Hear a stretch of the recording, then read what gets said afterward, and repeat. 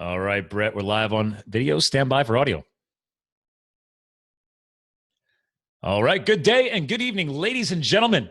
Welcome back to another Live the Fuel podcast show. So I'm excited.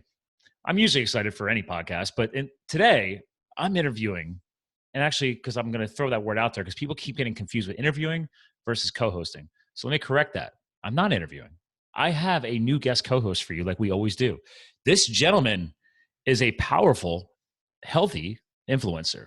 And we just talked before we started the show about the fun behind the word power.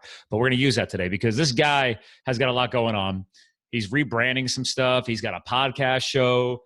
He's now a part of a new documentary film. We're going to dive into that because clearly we have talked about that on a few of our episodes. But let me give you a quick skinny on him. All right. He's a board-certified cardiologist in San Diego, California. I've been there many times. Gorgeous. He runs the website lowcarbcardiologist.com, where he also has a podcast, a blog, and he sees clients for individual consultations as well. He helps people transform their health outside the constraints of our broken healthcare system. Yes, broken healthcare system. We've discussed this many times in this show. So without further ado, Dr. Bret Scher, welcome to the show, sir. Thank you so much, Scott. It's a pleasure to be here. It's a great introduction. I appreciate it very much. I do try, but let's jump right into this. Okay, low carb cardiologist is transforming, right? You're already known out there by a different branding, the diet. Well, my podcast is transforming for sure. Yeah, the Low Carb Cardiologist podcast, which I've enjoyed doing for a couple of years now, has transitioned over to the Diet Doctor podcast. So I've teamed up with Dr. Andreas Einfeld and his whole crew over at dietdoctor.com. And we're now doing the Diet Doctor podcast, which is great because now we've transitioned, like you are doing, to a video and audio product that just increases the engagement with the audience because the video adds so much more. And I got to say, I've seen the first 3 episodes that we've put out, and I was there doing the interviews, and I watched the production that his team has done, and I think, wow, that looks fantastic. And I was there. I'm still blown away at how good it looks because he's got such a great production team there. And so it's been really fun working with them and doing the interviews. Yeah, so look for the podcast now at the Diet Doctor podcast. So that's interesting. So did he? I'm trying to remember. Did he have a podcast before or no? Or is that why you're rebranding? Because so you had the podcast platform. He's geeking out on video. You guys decided to kind of tie it all together now, and bring it all together. You know, it was one of those moments where in life and in business, it would be great if you could always choose the people you wanted to work with and only work with the people with the highest standards who you enjoy being with the most and who to do the best work. If you could do that all the time, that'd be great. Well, when he approached me, like right away, I knew this was one of those moments. I mean, he and his team, they really hold themselves to the highest standards. They have such integrity. They have such an incredible mission. And their product is incredible with the videos and the products that they produce. So it was a no-brainer once we started talking about it when he asked if I wanted to run his podcast for him. Absolutely. And I really enjoyed working with them. How long have you guys been chatting about that? Because is this something that went down like at Low Carb USA or... Well, we were talking about it. Yeah, we talked about it leading up to Low Carb USA. And then we sort of finalized things and said, okay, we're going to do our first interviews at Low Carb San Diego at their conference. And it was easy for me because it's in my backyard here. And it just so happened that Gary Taubes was speaking, and he was a great first guest. And Peter Attia lives, 30 minutes away. So we were able to interview him. And then Ivor and Jeffrey were there. So it was great. It was an incredible weekend. I mean, the conference in and of itself is an incredible weekend. And it was the weekend that Vinny was there doing interviews for his documentary. Yeah, like nobody knew that he was in like the other hotel tower, tearing apart a hotel room and turning it into a freaking video film studio. When I walked in there, I could not believe that was a hotel room. I mean, it was amazing what they did to that room. I will get into that, but hold on, real fun, ladies and gentlemen. Let's do some screen sharing here. I got both sites up next to them because they're merging.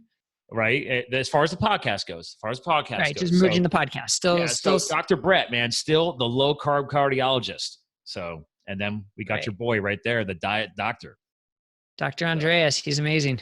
Yeah. And you guys, it's funny because I think I have a couple of photos from behind the scenes I saw where you two were like hanging together on the set, on the movie set. Well, movie hotel room set, whatever you want to call that.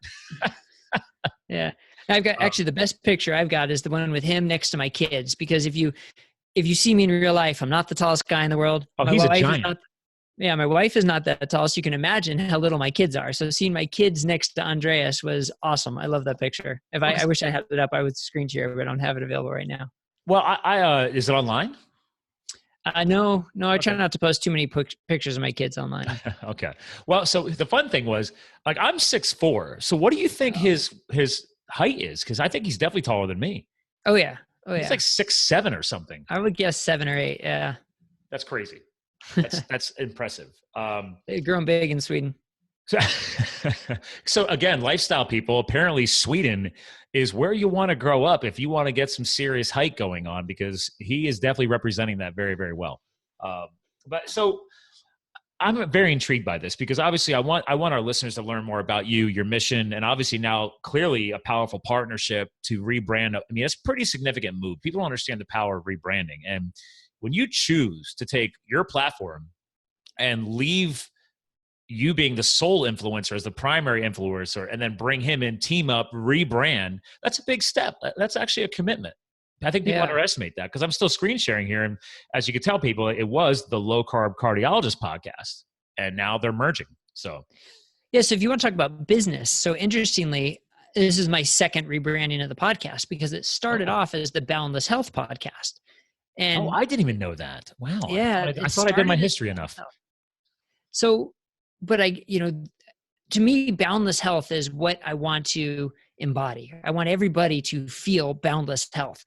But from a health side and from a business side, there are two different ways to look at that. Because the business side is, well, what does that really mean? Like, what's your niche, and what, who are you speaking to, and who is that going to resonate with most? So from a business side, it actually was much smarter to switch to low carb cardiologist, because that's much more focused.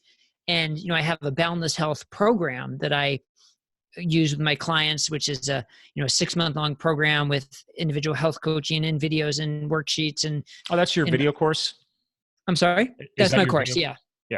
Yeah. So I still have the Boundless Health term, because I still love that term and I think it's so important. But for branding, Low Carb Cardiologist just says so much more. But then now it's the second rebranding of the podcast, at least, to now be the Diet Doctor podcast and team up with them. So yeah, it's worth it. Each step has been for a reason, and definitely worth it for the rebranding and for the effort. Well, it's interesting, because again, ladies and gentlemen, I'm just for the video feed too, I'll do some more screen sharing, because you can go right to, on his site, you go and right next to About toolbar, boom, free video courses. Right there's the podcast, the blog, the books, etc. So right there, you can sign up and dig into some free video content. And then I'm guessing that's eventually, once people commit to your programming and support, that's when you build them into the Boundless factor, right? Right. So the free video courses are just to get information out there and to let people know a little bit more about me and my approach, and hopefully a lot of the information I have in there will resonate with them. Then if you want to work one-on-one with me, then there's the Boundless Health program, Gotcha. Which is a more intensive 6-month program. Yeah. And that's great, because I think that's important. I don't care if you're talking about health, business, lifestyle, doesn't matter. These coaches that are out there, or powerful influencers like you with your educational background, it's not everybody's. This is something I've been throwing out in the show for a few months now, is I call it the where are you at on the timeline? And for the initial influencers, like even my own parents, I've been trying to positively influence them for the past few years. And it's a very slow process, because people look at me and they think I have amazing genetics. I'm pretty fit. I have no problem saying that. My fiance and I just won a CrossFit competition last weekend. So hey, congrats. We can hang. Okay.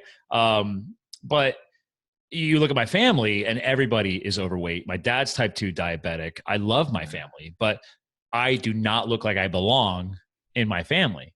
But one thing I tell people is, now, if you went back in time to when I was 18 and you looked at my family, we looked a little closer, okay? Because I'm 41 now.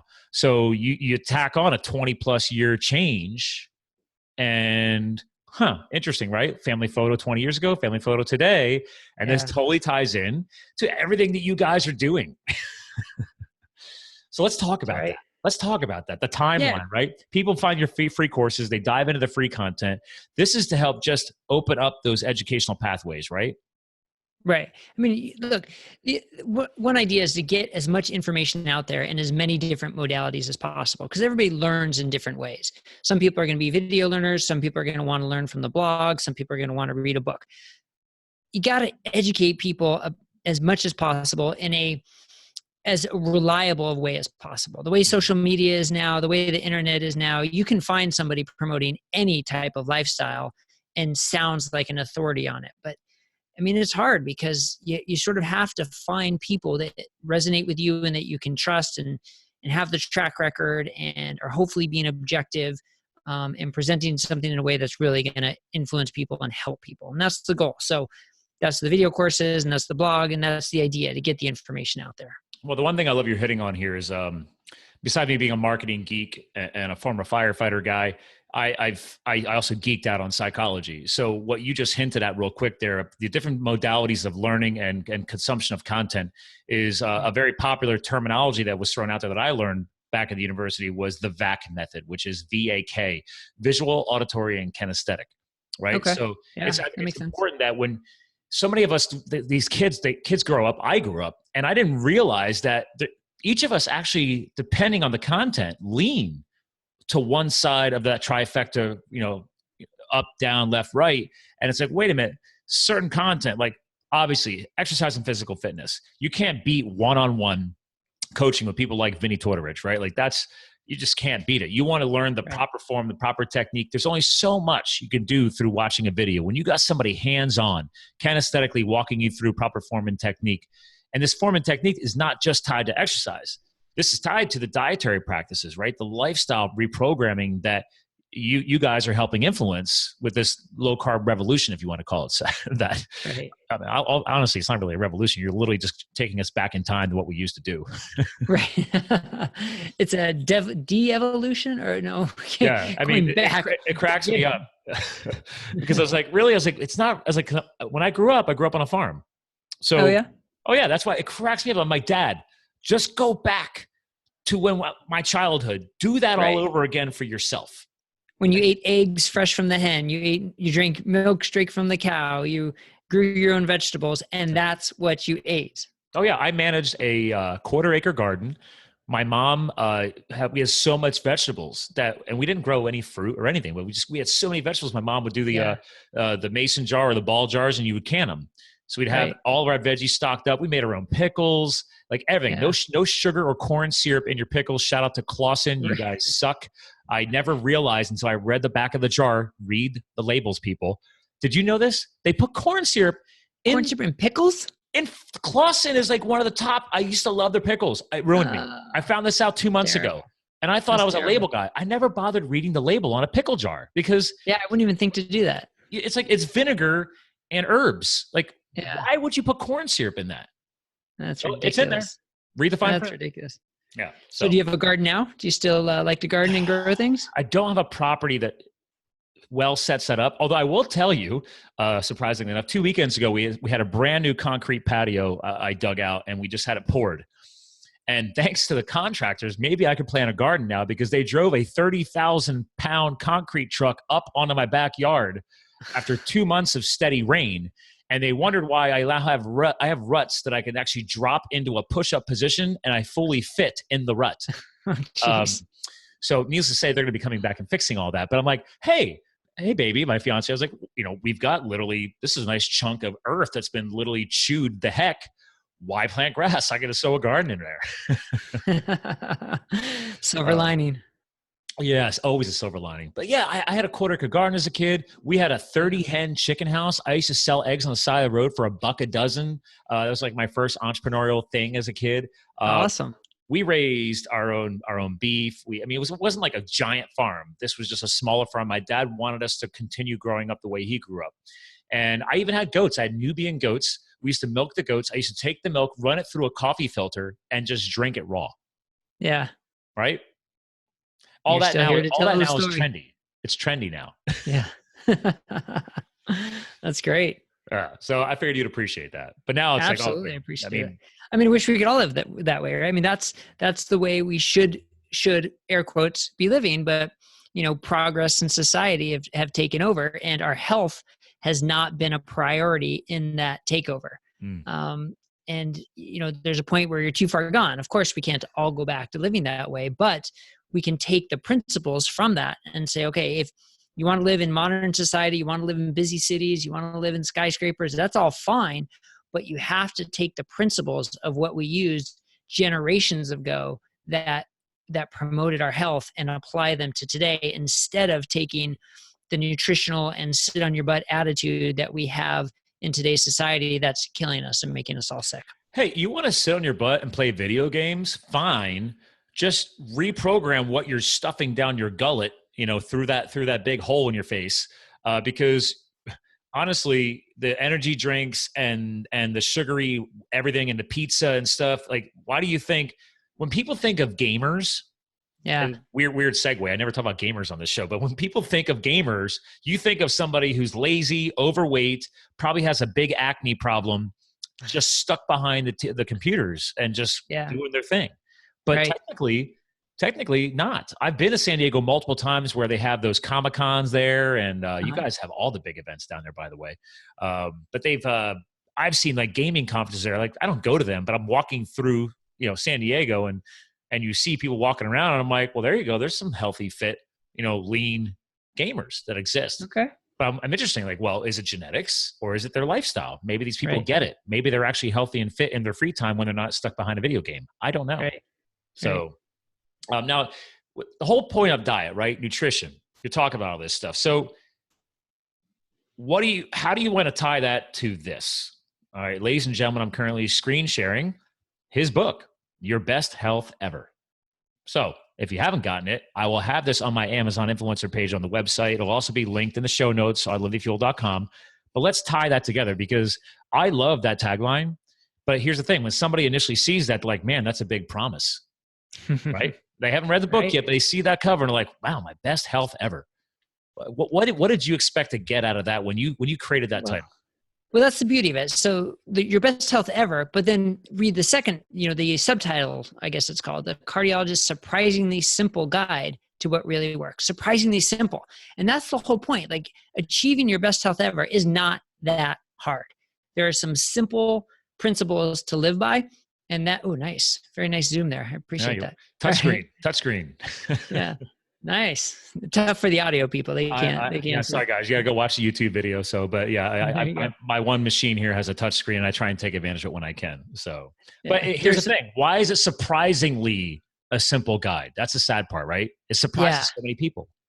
Right, because we think, because of the way so many people live, you think it's almost unattainable to achieve great health and to feel great and to sleep well and have tons of energy and to be able to do all the things you want to do and think clearly and have great mental performance. And it seems for so many people like that is so far away. It's such an unreachable goal because of the society we live in, because of the things we do in our daily routine and the unconscious decisions we make and the habits we have.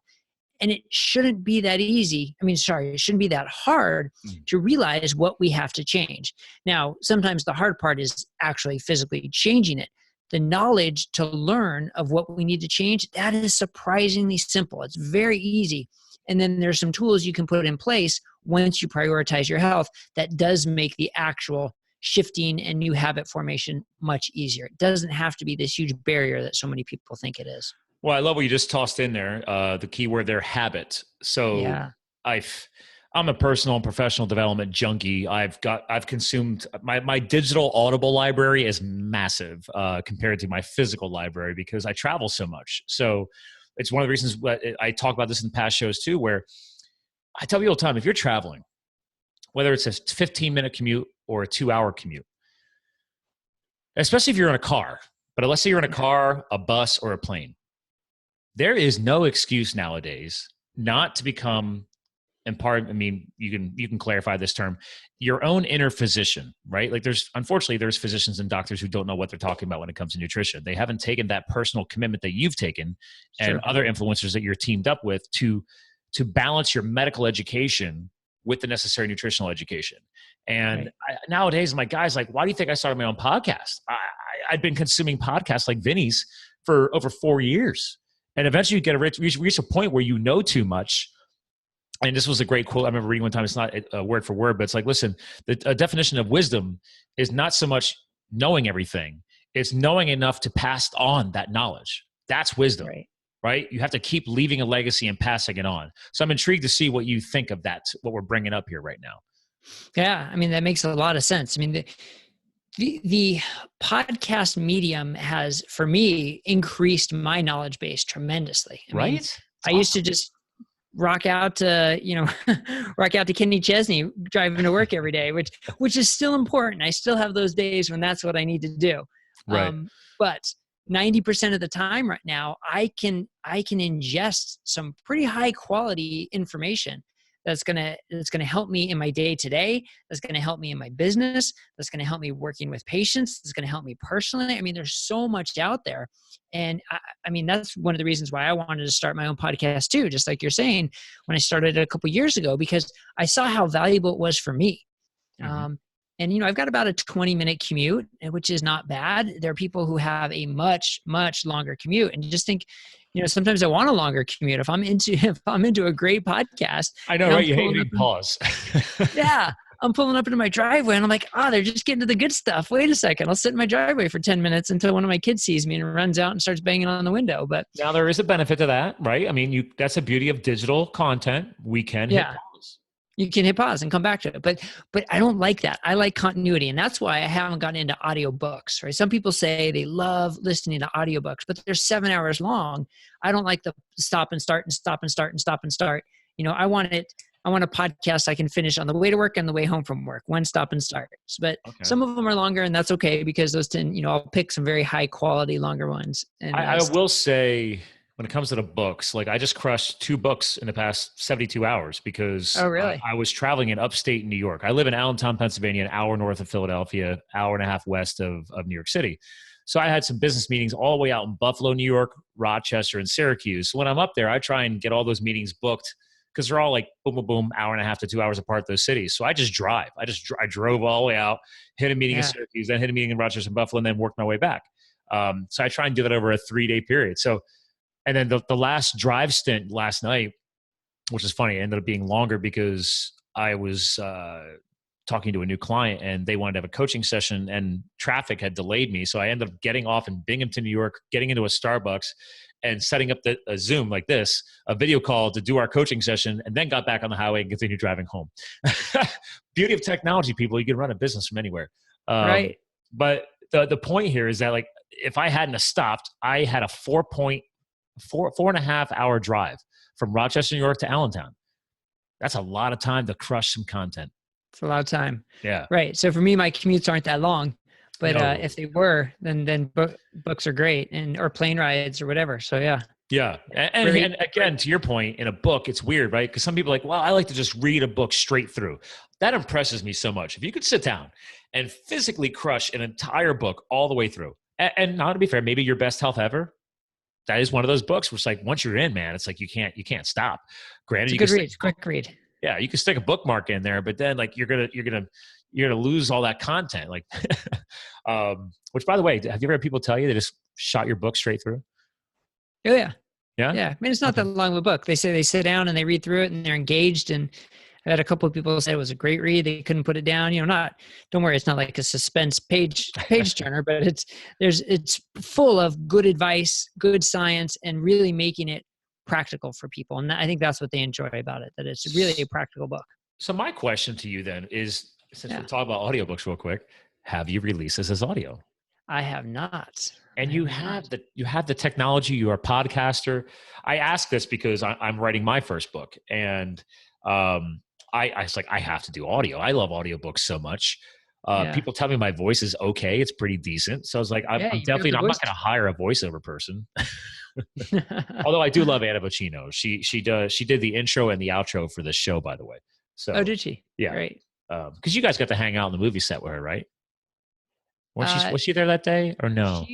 I don't think she was there that day. Oh no, she wasn't. That's right. Later. She went to, no, I think Anna was at the next recording session when they converted literally Vinny and Serena's house into a movie set. Okay. So I think that's when Anna came to that. She wasn't in San Diego. No, I didn't see her. I got to see Serena. Serena was there, which was great. It was nice to meet her. Yeah. But I didn't see Anna. Yeah, she's a sweetheart. So It's that accent, man. You got James Bond movie type model with a British accent. You just can't beat it. So Can't beat it. poor Vinny. Yeah, actually, here we go. So, ladies and gentlemen, and it is on Amazon, as I already hinted. I will link it in the show notes. But there you go. Dude, guys, come on, less than $13 for a paperback of healthy knowledge. You can't beat that. Can't beat that. That's awesome. So, by the way, are you working on another book? Funny you should ask. If everybody's always working on another book, right? It's I've got ideas in the mix and starting the outline, and I loved writing that book. It was great. I really enjoy the writing process. I enjoy trying to assimilate all the information and figure out a way to put it out there in an easily digestible manner. But man, it's a lot of work. And I'm with it's you. Mostly fun. Yeah, well, it's mostly fun. So here's a hack. You'll appreciate this. I didn't actually, you know what? It's actually still open because I'm downloading all the content. But so here's an app I'm using called otter.ai.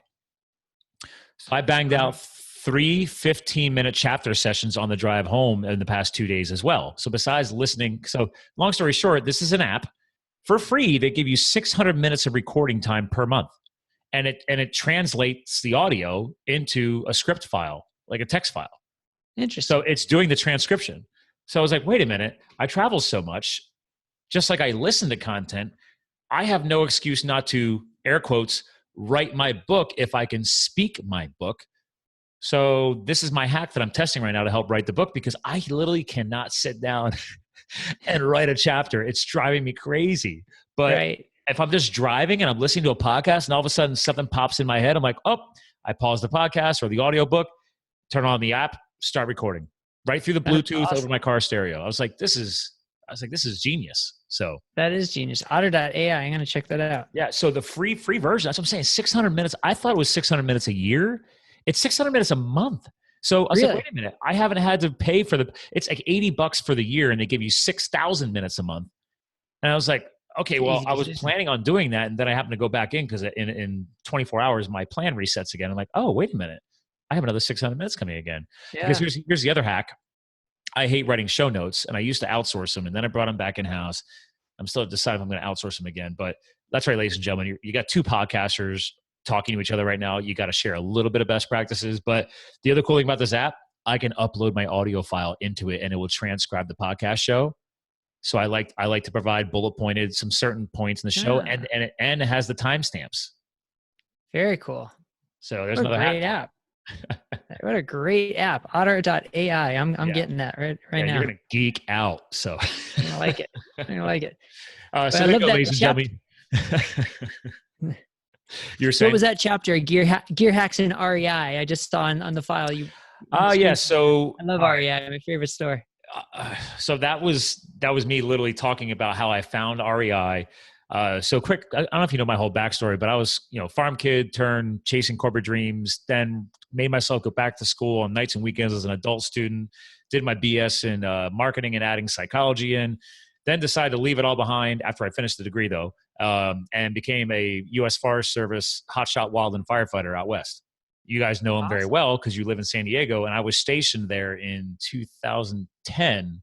Oh, wow. What's the forest overlooking San Diego near you? Cleveland National Forest. Is it the Angeles? Oh, Angeles is, up towards LA a little bit. Yeah. Well, north of, So we passed through there and we got like a day layover before they figured out where they were going to station us for fire watch. And that was how I first got to experience San Diego. So I have pictures of me in my full gear. Well, not full gear, but like a t-shirt, but our fire retardant pants and my big leather logging, like hiking boots. And we're standing on the beach holding a Starbucks, but nice. And I had my giant like mountain man beard. So, but anyway, so that was I had a 2-year adventure serving as one of the elite hotshots with the federal government. And so after all these years now, that was 2010, 2011. And then did you ever hear about the tragedy in 2013 in Arizona from the Granite Mountain hotshots? There's 19 doesn't ring a bell. The entire crew, except for one guy, all 19 were burned over on the Yarnell Hill fire outside of Prescott, Arizona. So they actually released a movie about it called Only the Brave. And it's a tearjerker because, unfortunately, I knew most of them. The movie, they set the movie in 2010 and 2011. which was when they were trying to earn their hotshot status because they were the first experimental crew that was not federal. It was a city-run hotshot crew from Prescott, Arizona, because they have a high risk of fire up there. They were surrounded by other federal crews, and this guy, their superintendent, actually used to serve as a Pleasant Valley hotshot, which was the crew that I was on many, many years before me. So it was a crazy overlay, and I do mention them in the book. But long story short, it was a life-changing experience. I chose that to help me escape the corporate life and see if this is what I was meant to do in public service. Obviously, I didn't continue doing it, but there was so much transformation, life lessons. It's how I found CrossFit. Like, I didn't even know what the hell CrossFit was. I show up on the base, and my one Native American squad boss, he's like, "All right, guys, we got 2-a-days for the next 2 weeks, 7 days a week straight." I'm like, "What's a 2-a-day?" And he's like, "We're following CrossFit programming." I'm like, "What's CrossFit?" Fast forward to today, I'm actually a CFL1 CrossFit trainer when I feel like it in my free time. So I'm certified, and I love it. But awesome, so many things from that. So there's a quick little segue and that's why Live the Fuel was created from that experience. Like that's why there's fire, a picture of white fire in my logo, burning white hot. And I'm actually going to create a chapter of. I just thought of this one. I'm going to create one called Fighting Fire with Fire, because I've tied, there's so much unhealthiness mixed into that career. Tie this back to you. And some fires, they gave us MREs.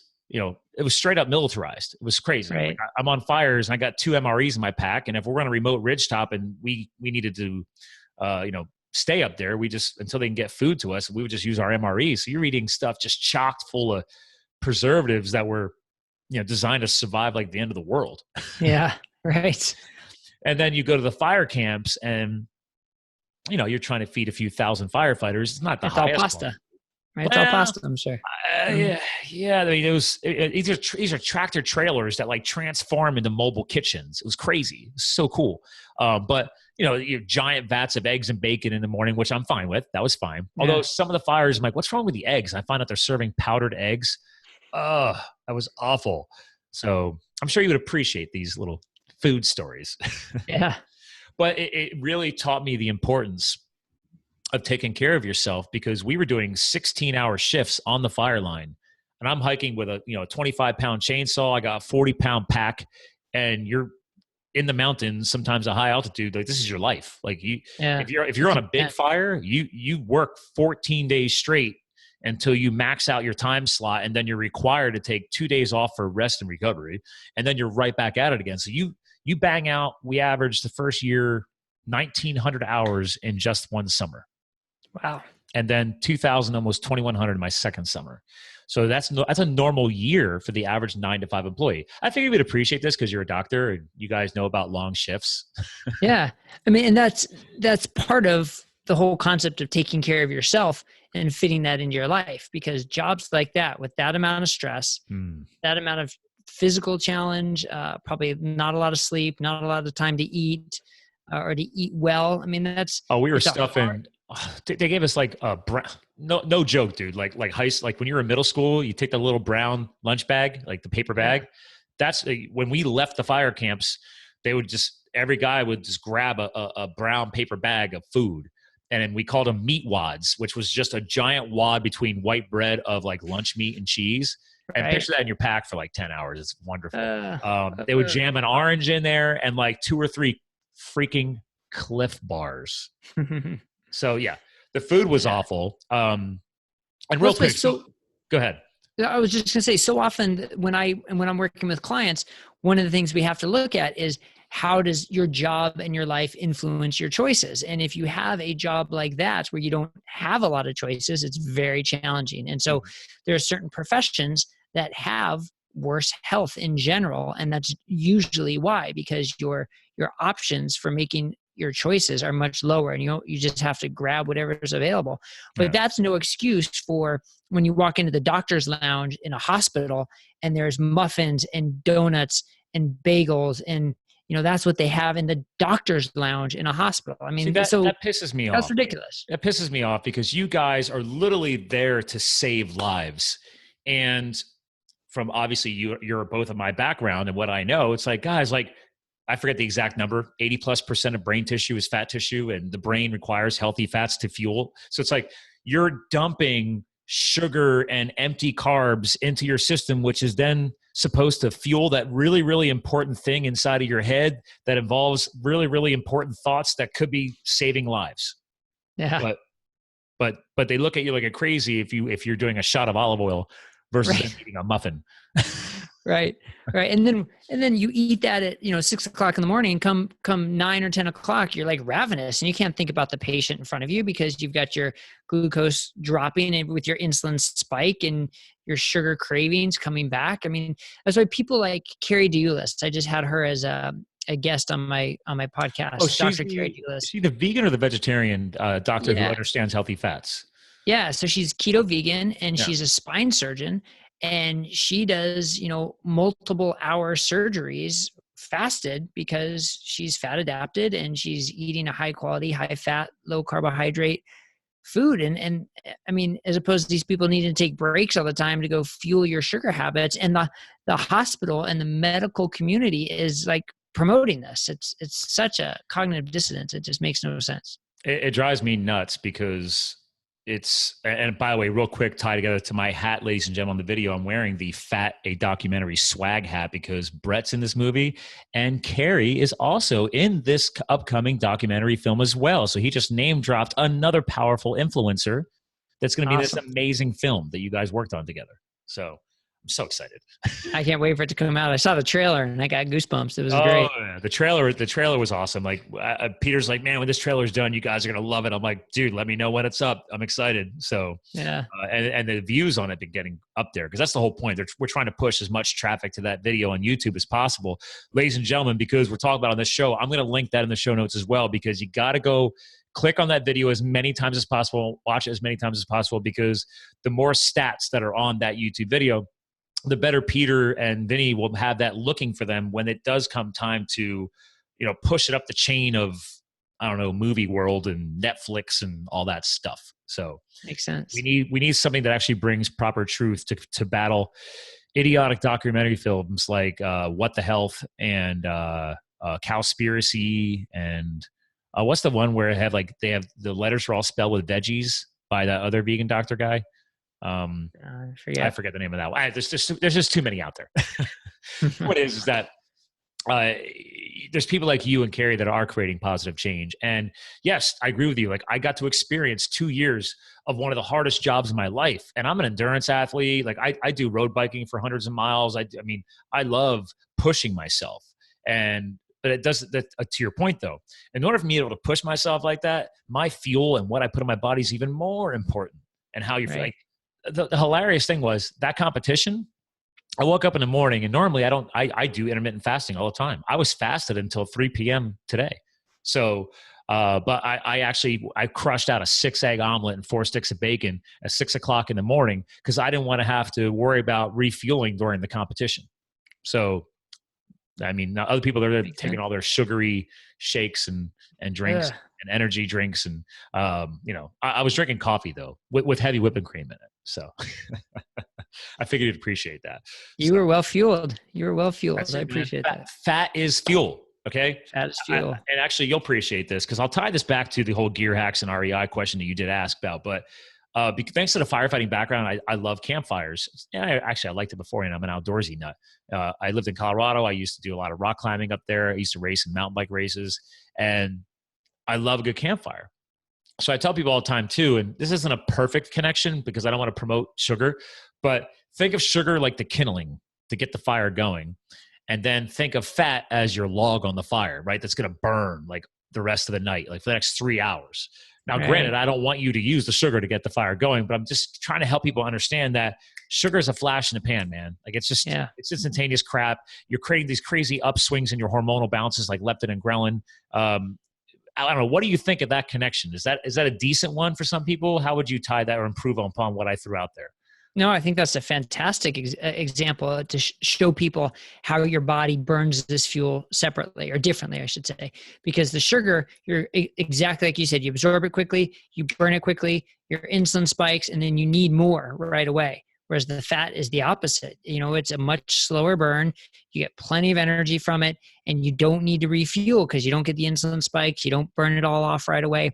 And you have plenty of stores in your body that if you do need more, your body knows to go get it and burn that. And so it just makes more sense. It makes so much more sense. And like you were saying earlier, it's the way we were living, in evolutionary times. Our ancestors lived that way, and that's the way our bodies are meant to be living. You don't evolve over the course of a few hundred years. Our genes haven't changed so that we now are equipped to live healthily by burning fast burning fuel like sugars. Yeah. Instead, we're using that to kill ourselves and to promote these chronic diseases that are epidemics now. So absolutely, the way you described it is great. It's a much cleaner, longer burning fuel that we should be utilizing. Well, I mean, you can connect this back to your question on the whole. I had a chapter called Gear Hacks and REI, right? So let's full circle that, because I go to REI to get my camping gear, and this is all before Amazon, right? I mean, this is, you didn't just go click and boom, it showed up at your house. I mean, you could on REI.com, but yes, REI is one of my favorite companies because they are a co-op, and you pay that one-time $20 fee to join. And at one time, their warranty support was amazing because they had to change it a little bit because people just take back product that was 5 years old and they would just let you credit your account. It was crazy. Yeah. I only did that maybe one time, but the point is, I used to get my camping stoves there, my camping gear. I'm all into the ultralight minimalism because it'll be in the book, but it's my gear hacks in that chapter. I talk about how I bought the North Face base camp duffel bags that have the backpack straps on them. You ever see those? Okay. Yeah, they look like they're all shiny on the outside because all the fabric is coated in rubber. So it's not fully rubber proof, but if I just chuck that into a creek real quick and it floated for a few minutes, I'm not worried about it. But I had one of every size because and then I also bought my mountaineering packs that I did on my pack training with to get ready to be a firefighter because our PT tests were pack training. But the point is my camping gear, I think the only food that I ever bought from REI was you can buy those dehydrated camp meals, but I wasn't buying. I was buying the ones that was eggs or bacon. I wasn't buying anything with sugar and crap in it. Now, granted, there was some level of preserving happening in there from a dehydration process, but the whole point is when you go to a camp, you just have to add hot water and you can eat if you're out for a 5-day expedition. So, but back to my point is, until I was firefighting, I didn't even touch Cliff Bars, and now I never will again. But when I camped, I'm bringing in meat or dehydrated meat or jerky or, again, high protein, high fat, long burning. And I never thought about it back then. I just naturally did that. I didn't think about, these are going to be richer and longer burning. I just thought about, I know these satiate me, and so I don't have to hike in with as much stuff. Yeah. But this is before I understood everything that you're helping teach us about, LCHF, low carb, high fat. I didn't know anything about that back then. I just naturally did it because I knew how my body responded. That's impressive, right? You can listen to your body and Well, it's funny, you bring up Cliff Bars. And there was a time where I was so happy to have a Cliff Bar because I was a triathlete in the 90s and early 2000s when it was all power bars. And so when Cliff Bars came out, they were so much better than power bars. And Cliff Bars were the greatest thing ever. But they're still just junk. Dude, those power bars, the only way you can eat those things was if it was a summer race. If it was a spring or a fall race, that thing was a hard, chewy. You had I felt like I was going to rip a tooth out one time, and they were sticky. So yeah, when Cliff Bars came out, they would harden up a little in the winter, but yeah, you're excited. It was but I didn't know what was in it. And to our point, when we were hiking in on a fire, luckily our Nomex pants had, because this is not traditional city firefighting. You can't come in with big, heavy duty, city firefighter gear. You'll never be able to hike, the 5 miles in. So we have Nomex, which is fire resistant woven material, but we had cargo pockets in the legs. So we used to just stuff the pockets full of Cliff Bars and everything because we were burning through them so fast. You literally chainsaw on my shoulder, my left pocket was always the quick fuel. So I'd be sitting, I would literally, so we don't stop, I just tear the package out. I'm just gnawing on stuff. I was just eating all day long. And then you realize, wait a minute, let's throw some jerky in there, right? Let's throw in some other stuff like nuts. We were all really big on nuts, man. The biggest thing was, what's those nuts you shuck the shell off of? Not pistachios. No, the more like seed style. Sunflower seeds. Everybody, they just jam it. You put a whole wad of sunflower seeds in your cheek, and then you figure out that whole technique of moving one, and you can flick with your tongue, and then you crack it with the other side of your mouth, and then you spit the shell out, and you still have the seed in there. It's a talent. It's a talent. But then we all bought the ones that were just covered in salt, because you're just sweating, all day long. Yeah. So I figured you'd appreciate that little story. Well, Vinny tells the story of those, what was it? Were they rowers that were just the only fuel they brought for some marathon? Pacific.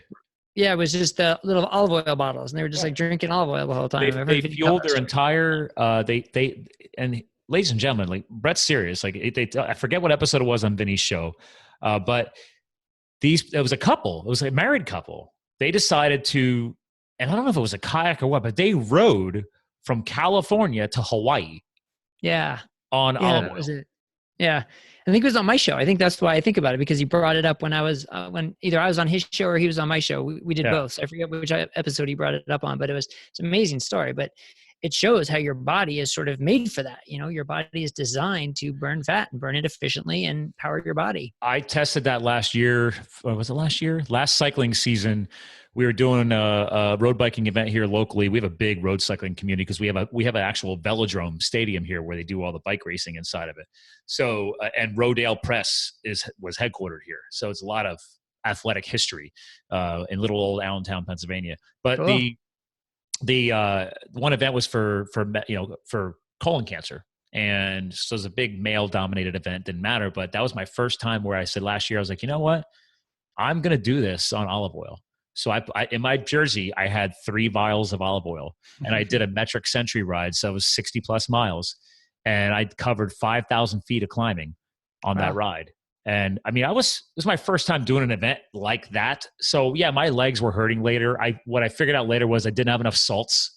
I did have a little bit of cramping in the legs, but that's just me calibrating because I've never done an event with just olive oil. Yeah. Right. But again, I did it and I survived. So yeah, my friends looked at me like I was a crazy person. Meanwhile, they're hitting their little goo blocks or the little gooey, spongy blocks. I used to use them. I didn't know any better. So that's the problem, right? That's why people listening to your show or now your new format, the Diet Doctor format on the podcast, or reading books like yours, Your Best Health Ever, people. That's the point here is that people need to start embracing learning things outside the norm. Like what's the old saying? Don't knock it till you try it. Right?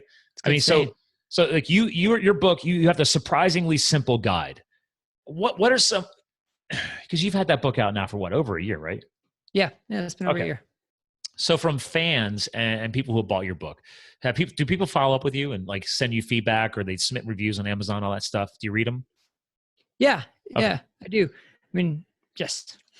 What is your top, I think, eye-opening feedback that you've gotten since releasing that book that actually tells you you're doing the right thing? That, like, I mean, I don't know. Do you have any examples?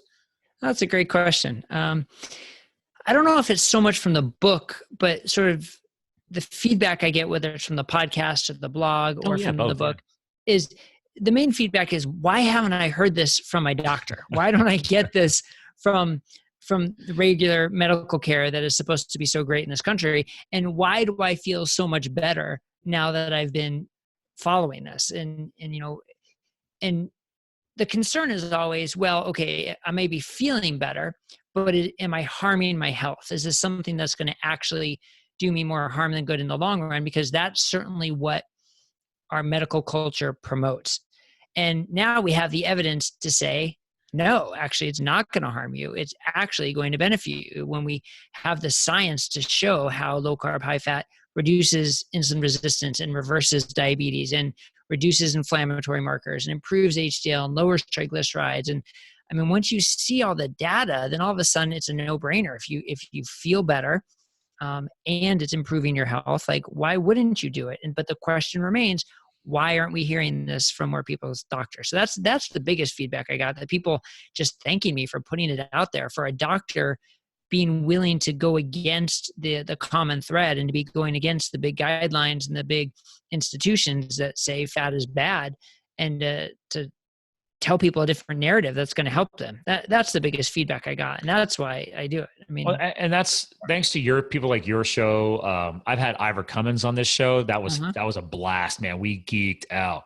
Another compadre of yours that's in the movie with you guys. So yeah, he's amazing. Ivor's the data guy, but whew, man, that guy's got the content. Right. So, but I think the most powerful thing that I've learned over the years is that I try not to knock the MD profession because you're an MD, but you've just reinforced that you guys or ladies or anybody else out there who's an MD or in the medical profession, the key word there is the medical profession versus the health profession. Unfortunately, we've had to create a little bit of a line there. And it's like a traditional MD, unless they've chosen to make the personal commitment that like you have done and your fellow colleagues have done to learn this stuff, they don't know. It's not necessarily their fault. It's not being taught in the university. They're barely learning anything about nutrition other than maybe how things metabolize in the body. And then they're really being trained consistently on continuing education on what drug addresses that symptom. And unfortunately, the power of inflammation, right? Like I'm a big supporter of intermittent fasting. I do nutritional detoxification cleansing programs. I do it all because inflammation is a result of something bad happening in your body. So like as gross it may sound, a pimple or a zit is an inflammatory response. Okay. You can wash your face all you want, but if you know you weren't like out there rubbing dirt in your face and then not washing your face, but for some reason you have acne, I love it because I see people go LCHF and their complexion completely clears up eventually, right? Yeah. It's like things that are manifesting in a negative way within your body eventually come to the outside of the body, whether it be increased obesity, increasing production of fat cell production. Like, because again, ladies and gentlemen, Bret, correct me if I'm wrong, your fat cells are designed to protect you. They will pull stuff out of your bloodstream that they can't naturally get out because your liver and kidneys are all beat up and they're just not able to get it all out. And your fat cells are like, hey man, I'm going to pull that in. I'm going to protect you. Quick tag to the book, Big Fat Surprise, right? I think she hints a little bit on that book too. Right. Yeah, Nina Teicholz and her work, Big Fat Surprise. Absolutely. That's something everybody should read. And do you know, Secret Life of Fat, Tara? Secret Life of Fat. I don't think I know that one. So that's the one where I really started geeking out about the cellular knowledge and what the fat cell actually does. So she's been on the show a while ago, over a year ago, Dr. Sylvia Tara. And she spent her career like 20 years doing research into the fat cell.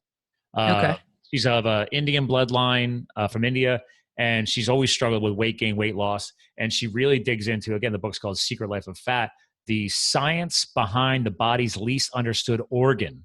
So she literally in the book signifies how fat actually needs to be understood as an organ and not just a cell. It was very It's not just some passive thing where we store excess calories. It's actually metabolically active. It actually has a purpose and has a role and supplies fuel, and it's part of our living body and plays an active role. I love it. As soon as I brought that, I knew you'd say something intelligent that goes right along with that. I was like, yes, yeah. So this is cool. Real quick, we're running a little bit long here. Do you have a couple of minutes? Okay. Sure. Okay. So hearing that and people listening to the show still, okay, we've hinted, listen, guys, go get the free video content off of his site. Go score the book. It's cheap, and it's apparently a very fast, easy read, and it could, you guys got to get warmed up before his next book comes out. You got the podcast. There's all this free knowledge, people. There's no excuse, free knowledge. But then you hear about other books, like you just learned about, The Secret Life of Fat. There's some new knowledge out there that maybe you want to dig into, right? Hey, I want to check out Dr. Sylvia Tara. But when you hear that type of stuff, does that excite you? Like knowing that there's, once again, just yet another powerful, healthy influencer out there just trying to hack the code on this stuff? You know what's interesting? And this is, I guess, where it comes into personal psychology. It excites me and just bothers me at the same time, because it's like, I don't have time to read another book. I really want to read this book now. But you want to. I have time to read this book, but I want to. So it gets me excited because the more we can learn about this, and the more, like you said, we can geek out about it is awesome. And I want to just learn more. Man, I just wish there were more hours in the day to learn it all. And because it's all, the key is being able to learn the science and then being able to frame it in a way where people can walk away with a take home about how this is going to help them today and how this interplays in their life and their health. And that's what I love to do.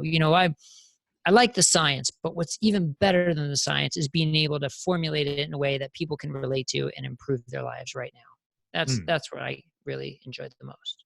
Well, and I think that's some of the takeaways that the listeners, when they find not every healthy influencer or business influencer or lifestyle influencer are going to click with people finding this show, for example, right? That's the point, is that people need to keep launching new platforms. You know, taking a serious commitment in your podcast and saying, you know what, it's time to rebrand. I can't wait to geek out with my brother from another medical profession here, right? Let's team up, guys. Let's go diet doctor all over this podcast world and see what it could possibly take the show to the next level. So people willing to not just commit to launching a podcast or commit to writing a book, but willing to at least reprogram or take it into a different phase. That's right. It's scary and exciting at the same time. But the most important part of that is that now you could potentially, this rebrand might unlock a whole new level of exposure and influence that maybe your show before might have been missing. And this was that necessary step to blow it up to even another more powerful level, which means you're getting through to even more people. Right. And so factoring that down to a personal level, it's being open-minded enough to admit you don't know everything, to admit you're not doing everything perfect, and to admit that there are other and better ways to do it. And to take that then to a health perspective, I mean, that's how I got on this whole low carb path a little over 5 years ago. But there are so many people who have their blinders on and aren't open to admitting that maybe there's another way, that do think the way they're taught is the only way to do it.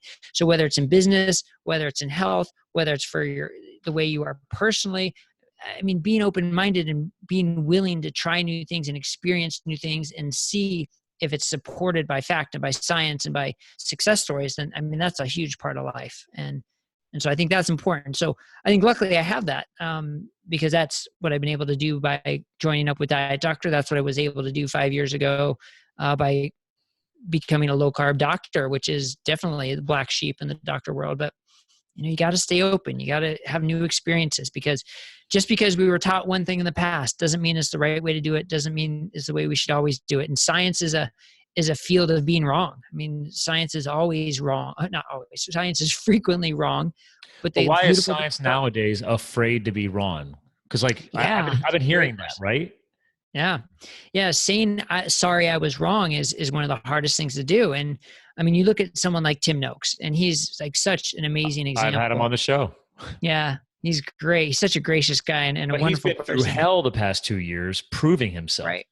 Right. And I think maybe that's sometimes why people are afraid to switch positions and say I'm wrong, because it's, you know, when you look at the big institutions, the American Diabetes Association, the American Heart Association, if they were to try and back out of the room and say, you know what, we were wrong about fat. Sorry, we were wrong about carbs. And, you know, that's a difficult position for them to be in, to admit that. And people's careers are built on a certain dogma or a certain belief. And to be able to just switch that and say, you know, everything I've done for the past 30 years was wrong. Sorry, guys. That's incredibly hard. Well, especially when you brought up that, you know, diabetes, right? And the American Heart Association, they're the most afraid to change. I remember last year when the president of the AHA released that damning article against coconut oil. Yeah. So I reached back out to, you familiar with the paleo cardiologist, Dr. Wolfson? Yeah. So he's been on the show a couple of times. I was like, Jack, we got to dig this wide open, man. I'm going to get you back on. I have a regular sports nutritionist that I bring on every month. I had her come back on. And then you familiar with the geneticist, Dr. Anthony J? Anthony J. I've heard the name. I don't know. He's been on Vinny's show too. Awesome guy. Yeah. He and I dug deep dive into my 23andMe data. We exported the data file and I sent it to him. It's one of the services he does. And he does a full-blown health, supplemental, and chemical data analysis on your DNA to help you understand what chemicals are most detrimental to your DNA makeup, as well as what supplementation makes more sense for. It was such a geek out episode. We did it Facebook Live too at the same time. It was crazy. But I had all three of them come on back to back, and we just ripped AHA a new one, you know, with like a trifecta session, boom, boom, boom, in a row, because they have so much exposure. They're putting the wrong information out there. It's like, guys, if we could just get through to a couple of people with 3 back-to-back shows from 3 different healthy influencers, I hope I can leave my part behind. But it's funny because now since then they've changed their position on that, right? All of a sudden that article is not really there or easily found anymore. Oh, interesting. I couldn't find it as easily. So Yeah. I don't know if they changed the keywords in that or not. Well, because now it resurfaced from Harvard Public Health, one of their big top people saying, coconut oil is poison. That just came out a couple weeks ago. But again, now that's, I think, starting to be retracted, and people try to separate from that. It's just people are too quick to make simple associations and go for quick, easy headlines. And life doesn't work that way. Health doesn't work that way. And that's something we definitely have to get away from and understand. Back it up with the science. That's my thing. Like if you, especially Harvard, come on, guys. I know Vinny's not happy with Harvard. He's just not a big fan. He said they're basically a giant endowment fund anymore, and that's all they care about. But I don't need to take a position because I don't really use Harvard studies. I actually, when I do research, I go to the British Journal because they seem to have a better reputation. I don't know if you guys use that or not. So yeah. Well, and that's the key, right? Using science to back up your position, but using good science to back up your position. Because unfortunately, a lot of the science out there is junk science. Yeah. And that's Ivor hinted at that because I think he's one of the guys who told me, "Hey, man, if you can, try and use the British one more. They really take it a little bit more deep dive and more serious. And maybe that's an advantage of theirs because they're outside the U.S. I don't know if that's a thing or not. I don't know if that's a thing. I wonder. Yeah.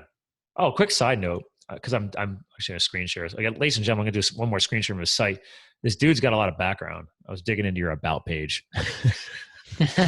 All this education, all these titles, all these certifications. But real quick, on your main page when they visit you, you have, what is FACC? Fellow of the American College of Cardiology.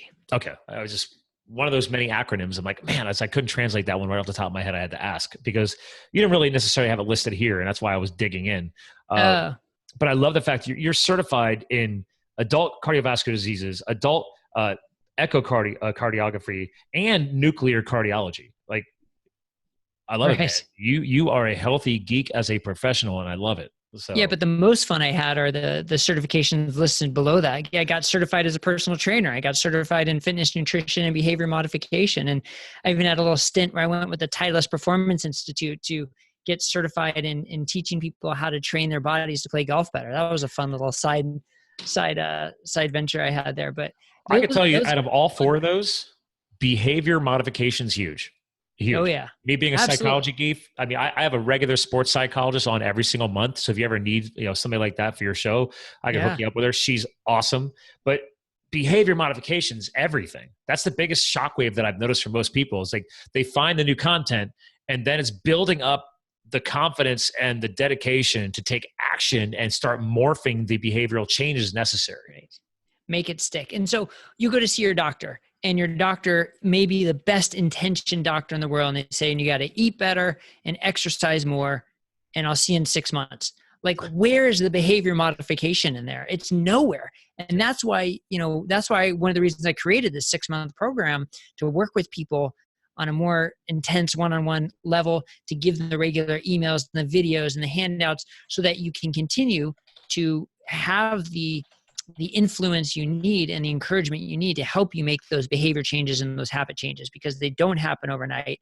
And our society keeps wanting to suck us back. Just when I was out, they pulled me back in. What's that Al Pacino line? Like, they keep wanting to, yeah, it's great, right? When you can use it about health, you can tell it's a good line. But that's the way society is. So we need these constant reminders to keep us moving forward and to keep us on track. I love it because, real quick, when you Google search, because I'm going to use Boundless Health as your keywords for your show because it's part of your history and people can still find your content that way. Because if I search for Boundless Health on Google and your name, it brings up and links back to your site, to your very first podcast episode. Oh, interesting. The Boundless Health introduction. Yeah. So fun marketing tie there. Like, don't lose your history. Use those keywords and people will still find you. I think that's fun. So, all right. We've tied so much together. Ladies and gentlemen, again, podcast show notes. We always have all your social media feeds linked in there. Everything will be backlinked. They can easily find you on lilyfield.com once your show is live. We've got the book. We've got the video program. We've got the rebranding of the new podcast show to take it to the next level. So it is officially called the Diet Doctor Podcast? Yes, the Diet Doctor Podcast with Dr. Bret, Scher. That's the official title. All right. So out of all of that, what besides like your free video content on your site, I think that's hands down, people, like, if you don't want to pay for a book, like, go get the free video stuff. Like, just go to the site and it's free. Podcasts free. $13 for the book, $12.95 on Amazon. That's practically free. So after that, what is one of the biggest ways? I'm going to give you an opportunity to kind of give you a little self promo here, because people need to promote themselves more because they are their brand. The video program. Why should somebody get into that video program? Oh, that's a good question. Right? Well, I mean, the video program is meant for a much more intensive one-on-one working relationship with me, where we're going to work together over the course of the 6 months with a video chat once a month, constant emails, and then group chats twice a month in addition, plus the regular reminders, the regular education, the regular motivation of 2 to 3 emails a week with videos and handouts and recipes, and to keep you motivated and keep you on track. Because like I said, it's too easy to just say, exercise more, eat better, be healthier, see you later. That doesn't work. This program is designed for people who really want to prioritize their health, who really want to learn what's going to work for them.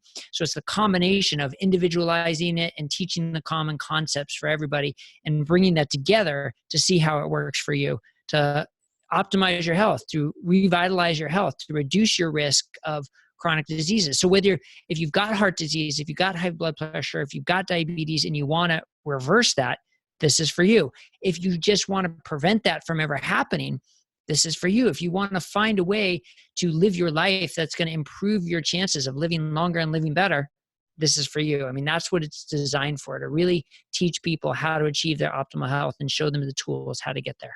I'm digging it, man. I love it. And I think that's the biggest thing that people have to understand about programs like this, whether it's yours or somebody else's out there.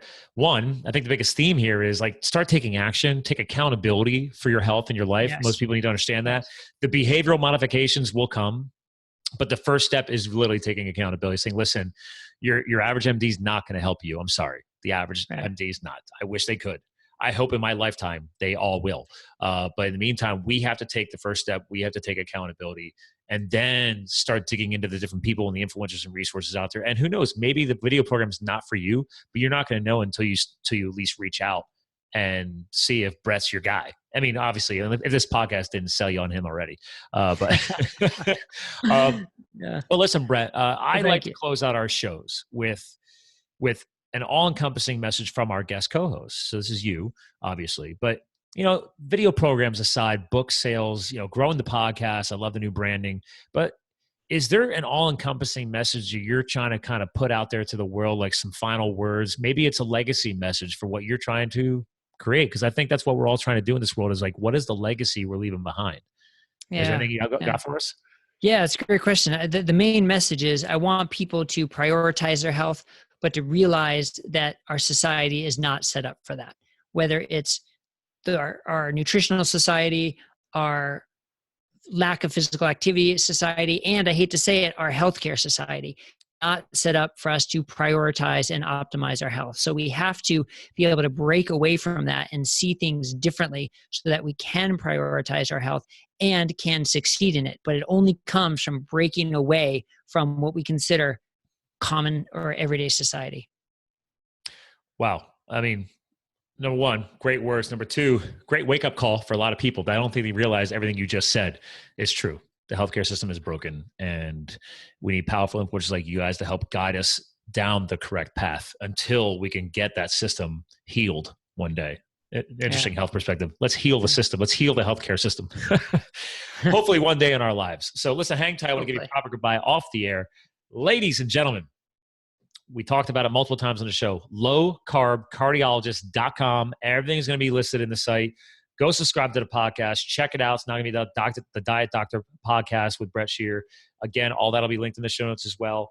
He's on Facebook. He's on Twitter. Okay, you do your little social media stalking.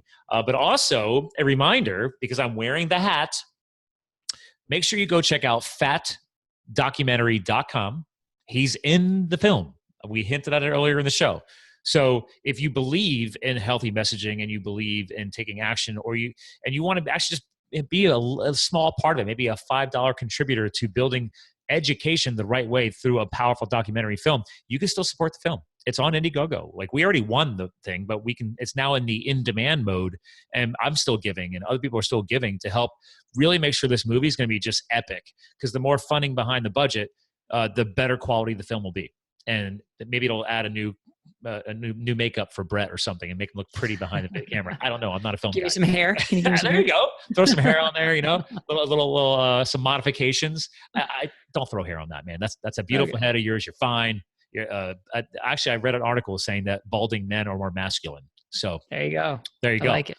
So that's a great way to close out the show. Ladies and gentlemen, Dr. Bret Scher, remember, lowcarbcardiologist.com. Thanks for tuning in to another powerful show where we're here to fuel your health, your business, and your lifestyle. So remember, subscribe to his show, subscribe to my show. Stay tuned for another powerful new guest host on the next episode. And remember, you too can live the fuel. We'll talk to you guys again soon.